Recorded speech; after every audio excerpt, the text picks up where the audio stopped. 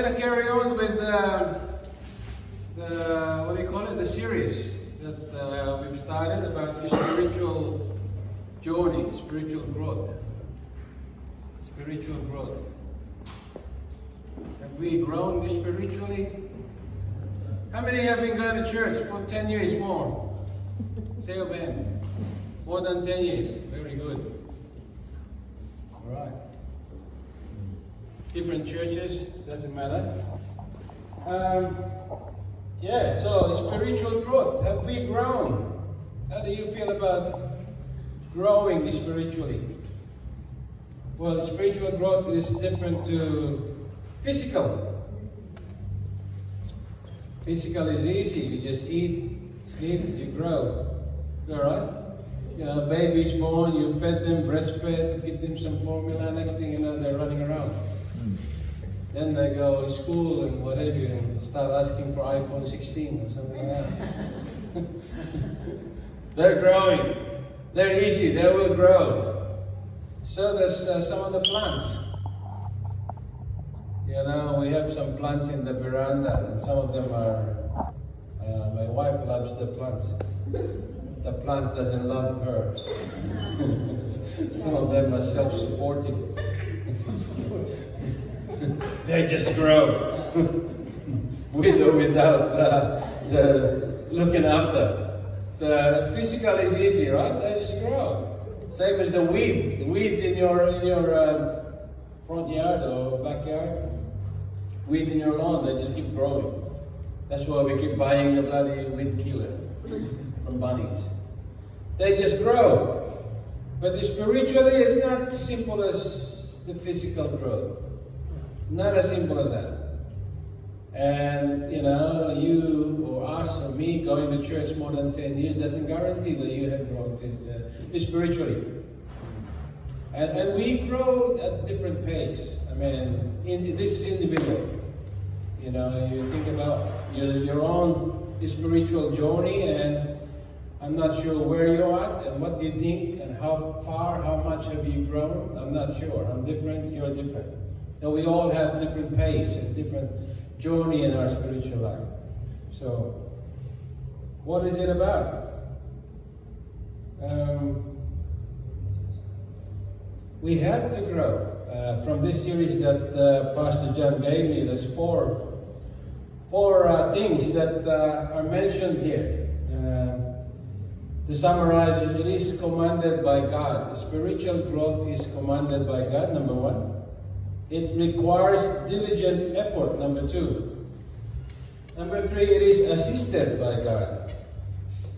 And number four was blessed by God. I actually added one more thing there, Pastor John. It's tested by God. I like that. I like that. If we were to grow spiritually, we have to be tested by God. Is that right? If you read James 1, 2-4, anyone? Consider it pure joy. Right? When we are tested. How can we be considering it pure joy when you're tested? Not a lot of us can consider it joy. Can you? Are we joyful when we're tested? Not naturally. Depends. Depends how mature we are. So I like that God tests us when we're growing. Because James said, you know, we need to consider it pure joy when we're tested. For we let the perseverance make us mature and complete. But there's a good news. Spiritual growth is a choice. That's the key term here. It's a choice for you and me. We either choose to grow or choose not to grow. Up to you. Up to you. So the first point is commanded by God. So God commanded Christians to grow. As in Matthew 28:18-20, if you get your Bible with you, talking about making disciples. go and make disciples. Now, if you have been a Christian for quite a while, you'd think we can make disciples easy. But it's not. It's not. Why is that? We cannot make disciples if we don't have the necessary skills and knowledge of God. The relationship. We cannot give what we don't have. We cannot give what we don't have. Knowledge is one. If we don't know God, we're never going to be able to share God. Yeah? Makes sense? Good luck to them. Even people who knows God are embarrassed or sometimes hesitant to share about God. Let alone people who doesn't know God. And if you're claiming to be a Christian and we think we know, sometimes maybe we don't know enough. Maybe we don't know enough. So we cannot share the gospel if we don't even read the gospel. How do we share something we don't know? Very hard. Unless you BS your way to it. I don't want to mention the term. Some people tell you things. And we cannot share about prayers if we ourselves don't understand what prayer is about. If we don't pray regularly, what it does and what it entails us to do. So God's command is to make disciples, share the word, but it's something that not easy to do if we don't know the word. So one of the challenges there is we need to know. Part of growing spiritually, we need to know the word. Remember the song in Sunday school? Read your Bible, what? Pray every day. Read your Bible, pray every day, and grow. And you grow. That's one way. Read your Bible, pray every day, and you grow. That's a kid song, but it makes sense. Right? It's an adult song, too. If we can read our Bible and pray every day, it will help us grow. Of course, it's not as simple as reading your Bible and praying every day. There's more to it. There's a lot more to it for us to say that we have grown spiritually. In 2 Peter, we are 2 Peter 3:18. 2 Peter chapter 3, verse 18. We are to grow in grace and knowledge of Jesus Christ. So, the knowledge is there again. We have to know Jesus Christ. We have to have good knowledge of God for us to be able to share God. If we don't, we got no chance. It's like finance people, experts sharing about finances. If you don't know finances, you got no way of sharing about finances. Same deal. We have to know what we're talking about. Because the key is, if you don't know and they ask the question, we wouldn't know how to answer. So we have to know what we're talking about. I like the attitude of the Jehovah's Witness when they knock on doors in your houses. That's pretty brave, isn't it? Not a lot of Christians can do that. They go house to house and say, the Word of God, they share whatever it is they give you. And they are prepared. They're not just there for, to say hi. They know, they've been trained. Unfortunately, their doctrine is different, but the discipline is there. And we as Christians should have the same discipline.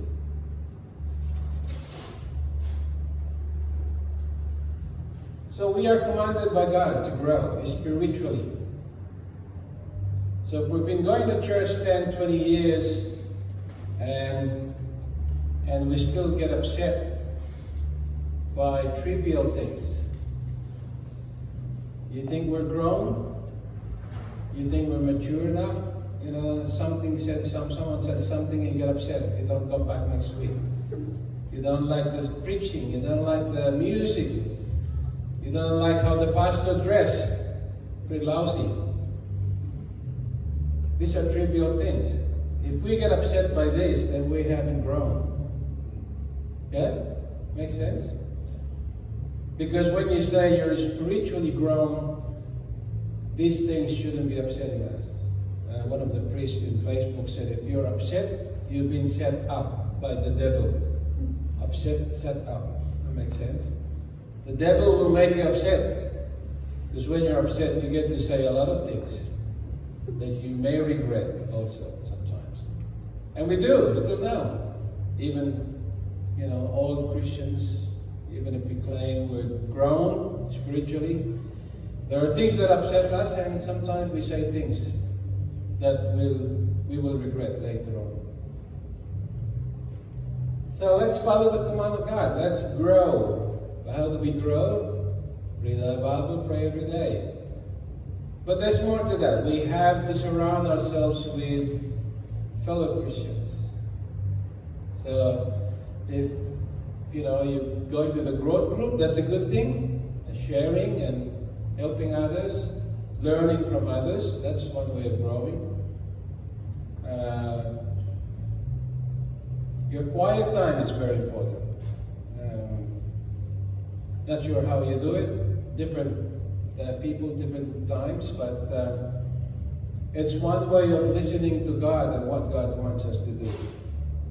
The more we listen to God, the more we learn about God, and hence that knowledge of God from Peter, saying we need to grow in grace and knowledge.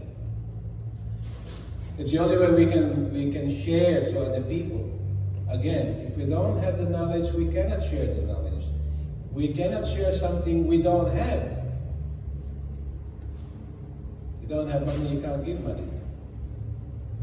You don't have knowledge, you can't give knowledge. We cannot teach other people things if we don't know the things.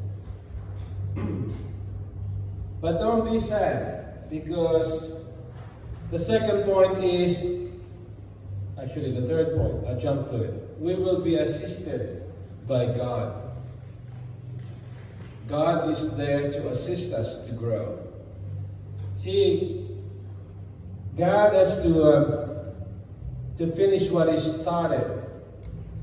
I think that's in Philippians 1:6. You have your Bible with you? God's desire is to complete the work He started when He saved us. So when God saved us, He started the work in our lives. And His desire is to finish it. And therefore He needs to assist us in growing and changing us. Part of spiritual growth is the changing in our lives.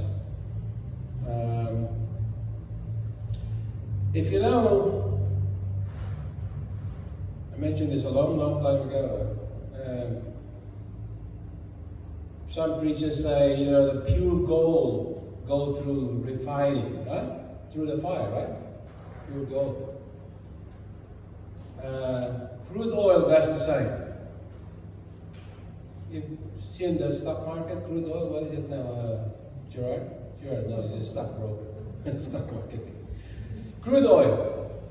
Price of crude oil is per barrel, US barrel, whatever, US dollar per barrel. 60, 100. Crude oil is black, right? It's black. The one we get from Saudi Arabia and the Arabic countries, the rich Arabic countries. But crude oil as it is means can't use it. They have to go through the process, right? I don't think what it is. It's fractional distillation. That's a process, if you know your chemistry. Crude oil as it is useless. It's useless. We can't use it. But it goes through this fractional distillation, which means that they heat the oil.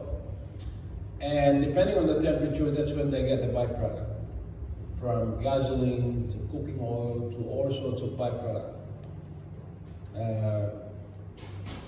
You name it, there's a lot of byproduct for oil. Things that they make plastic from and what have you. But mainly gasoline, petrol, diesel,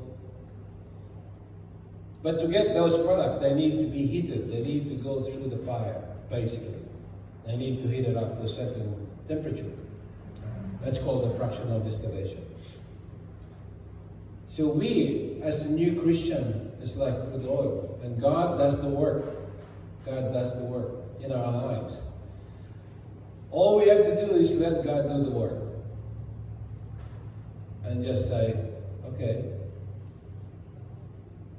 I got you, you saved me, now do the work. But we have to have the willing heart. We have to have the willing heart to change. Okay? Because if our heart is hard and stubborn and we think we know and we don't, then God will not only get angry with us, but will probably give up. Saying, your heart has hardened. I can't remember the verse. Pastor John maybe. I think he mentioned it before. Don't let your heart be hardened. If you don't get upset anymore, your heart is hard. Is that right? Pastor John mentioned this last week. So you have to have the emotion, but you have to have the willing heart. So some people call it a teachable heart, changeable heart. So we need to let God do the work. But God is good because God will assist us along the way. All we have to be is willing participant. Spiritual growth is not easy. We must work at it. Hence the second point, which is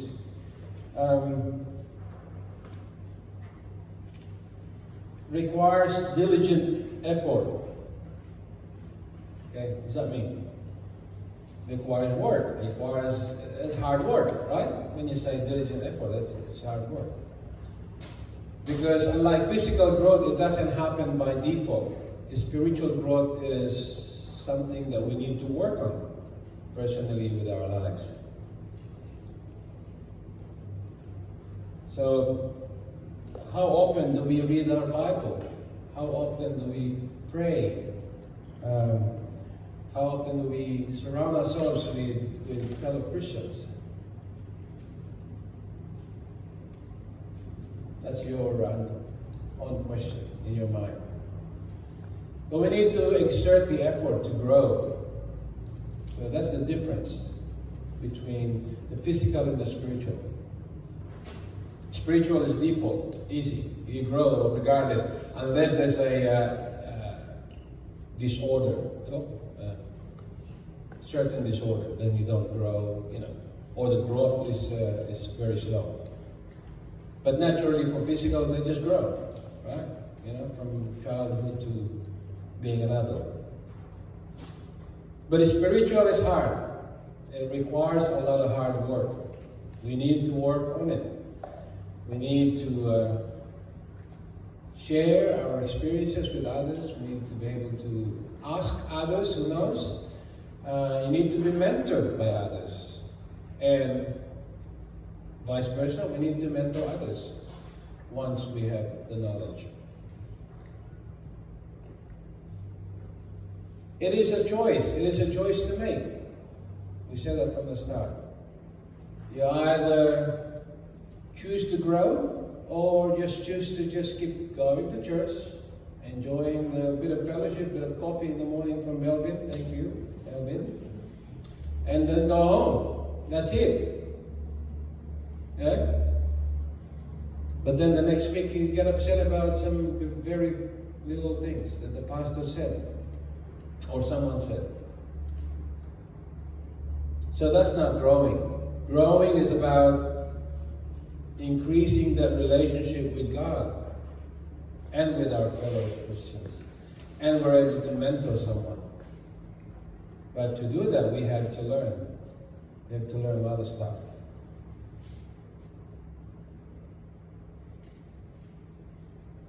It requires diligent effort. There has to be interactions, fellowship, catching up with someone who might need help or someone who might be able to help you with whatever. Okay? That's one way of growing.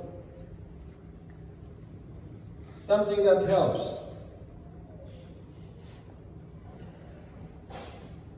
The choice to grow spiritually.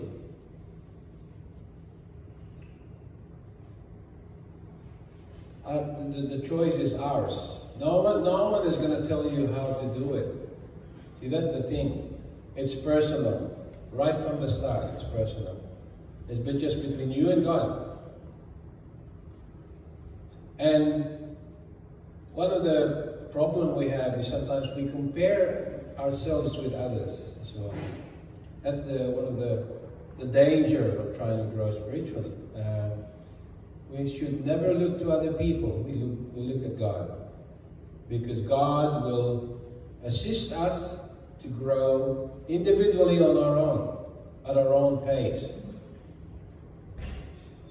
Sometimes we think that they're very good, they've grown spiritually very fast. Well, maybe so, but people grow at different paces. So let's not be distracted by other people, by comparing ourselves to them. It's about looking at what the Bible says and what God wants us to do, and how quick or how slow. Sometimes slow is good, sometimes quick is bad. Quick to talk is bad. Right? Quick to talk, slow to listen. You should go the other way. So it's a choice. It's a choice. But God is there to assist. Always is and always will be.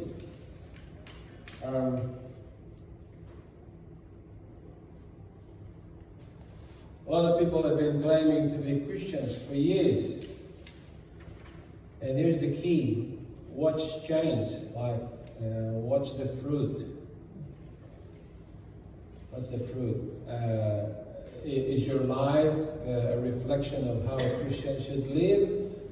Are we doing things that a Christian should do? Or, there's a bit of inconsistency when come Monday to Saturday. So it's a challenge that we need to think about.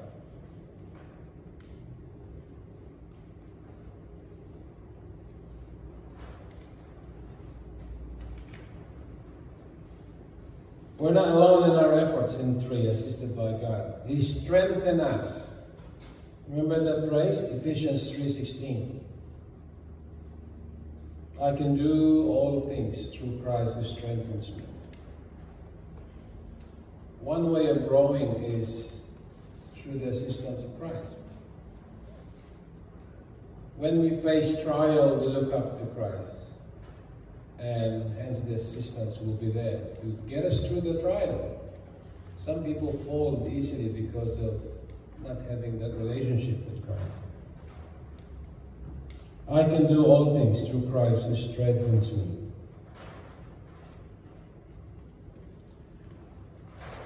When you're playing golf, you never look up. You hit bad shot when you look up. Anyone here play golf? We joke, we only look up on Sunday. Any other day we look down to the ball. Because when you look up, you don't hit the ball properly. Bad habit, looking up. But if you want to grow spiritually, we always look up, regardless. Regardless. Don't look around, look up. It's safer. Because what happens when you look around? What happens when we look around? We tend to compare ourselves with others. Why is he like that?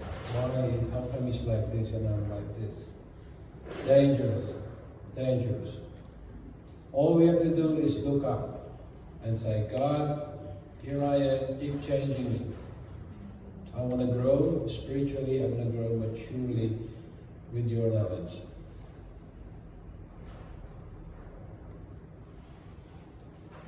The number 4 is blessed by God. Spiritual growth is blessed by God. Blessing comes with it. When we're growing spiritually, the blessing from God comes after we do all the hard work. There has to be blessings because we also ought to share the blessings to God, to others. Again, if we didn't receive the blessing, we could never share the blessing. We cannot share something we don't have. It's that simple. If we don't get anything from God, we could never share it to others. Same with love. We share love. We call it the agape love, the divine love. If we don't have that, we could never share love to others. It has to be coming from God. So we get the blessing from God. So if we claim to have grown spiritually and we don't have love, then we're making a false claim. Indeed, it is the spiritual growth that ensures the abundant life. Now that Jesus promised, just in John 10:10. And the blessing continues to afterlife. This is nice. This is the good thing. Because the blessing is not only while we are living on earth. It goes to continue after life. Last Friday, we went to Tito York's funeral service. Some of you may know him. York Icasiano, he had pancreatic cancer. He was living in Newcastle with his daughter.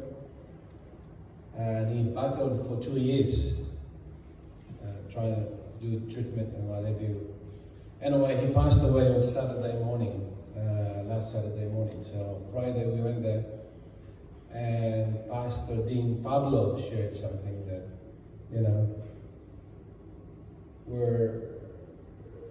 we're excited about life on earth, but we should be more excited about life after death. As Christians, we look forward to spending time with God in a place that He prepared for us. So here we have the blessing from God. If we think we have grown spiritually, we look forward to the blessing not only on this life, but after life. That's a good thing, right? Pretty good thing. Something to look forward to. Some people say, when I die, I don't really care, I'm dead. But us, the attitude should be that when I die, I'm looking forward to spending time with God. That's what He promised, right? In His Father's place, there's many mansions there, and He's prepared a room for us, a place for us. So, blessing comes not only in this life, but after life.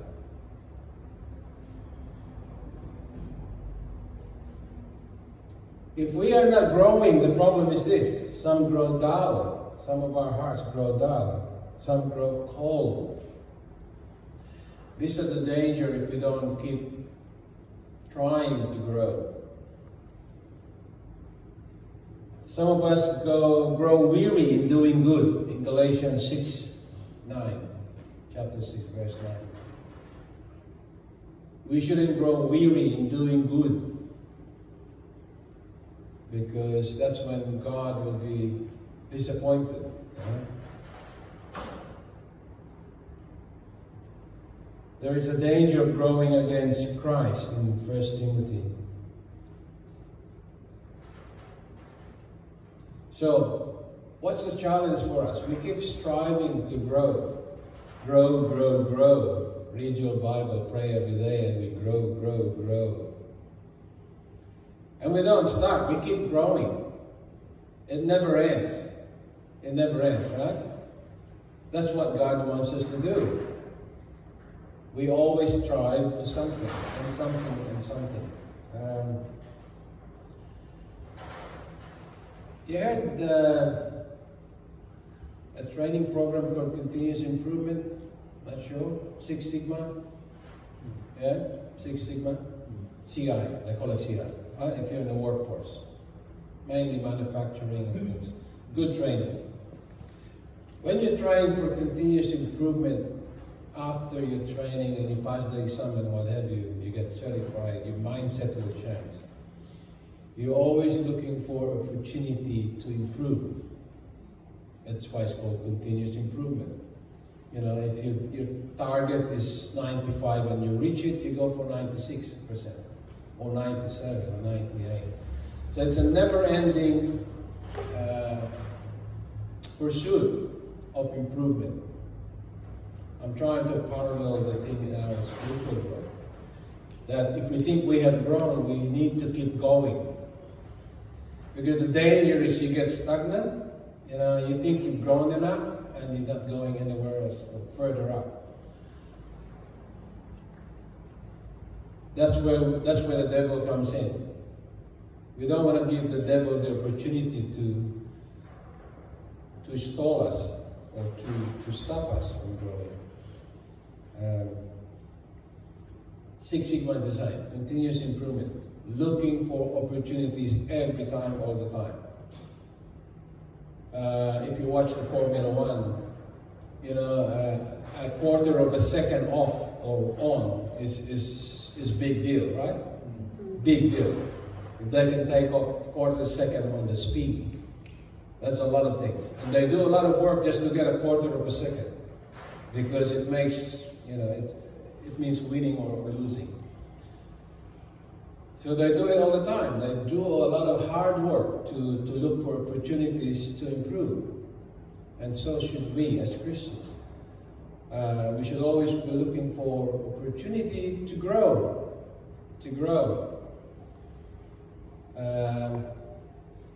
Sometimes we say, or people say, opportunities are often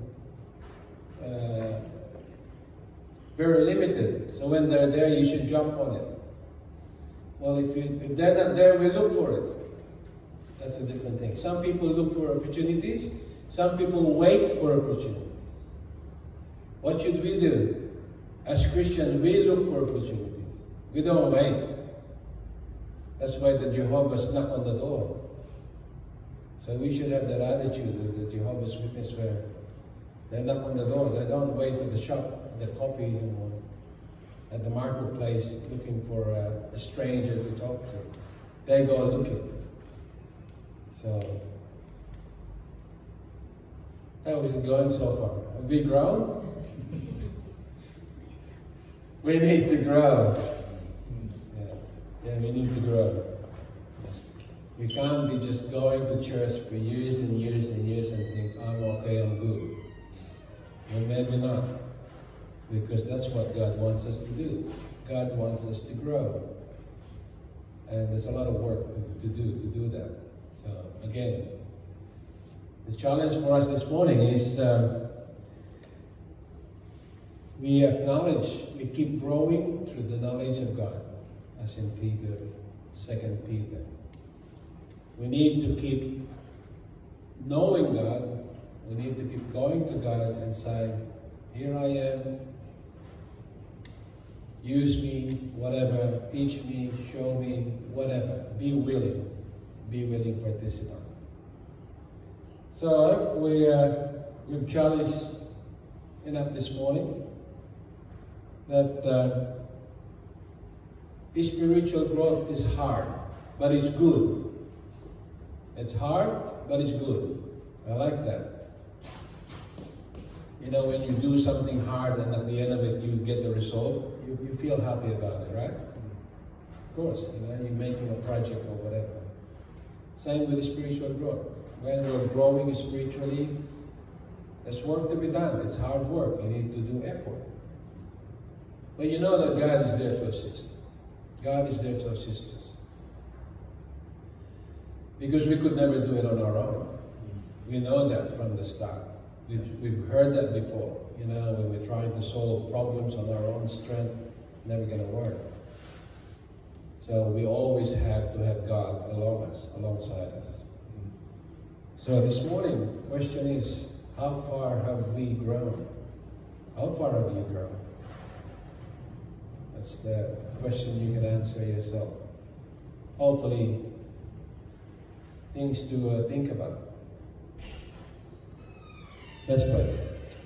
Father, thank you, Lord, for today. Thank you that we're able to be together and have a good fellowship with you this morning. Thank you, Lord, for the reminder that we need to grow. We need to grow spiritually. And to do that, we need to keep the knowledge, keep talking to you, keep looking up to you, keep the fellowship with our fellow Christians, Lord, and we know that we acknowledge the hard work that it's needed to grow. But Lord, we know that you're there also to assist us. So we thank you that we can come to you to assist us to be able to grow maturely and spiritually. Thank you, Lord, for the reminder. Thank you for everybody this morning. We pray for those who are not with us this morning, Brother June and family over in Singapore and Thailand, Sister Jane in the Philippines with their family, and all the others who have appointments today. We pray also for them, Lord, that they too will hear the message from you this morning. Thank you, Lord, and we continue to come to you and pray that you're able to use us. Help us grow. Help us think about what we have done, what we can do, where have we gone so far, and work on it to acknowledge your presence in our lives. Thank you, Lord, in Jesus' name. Amen.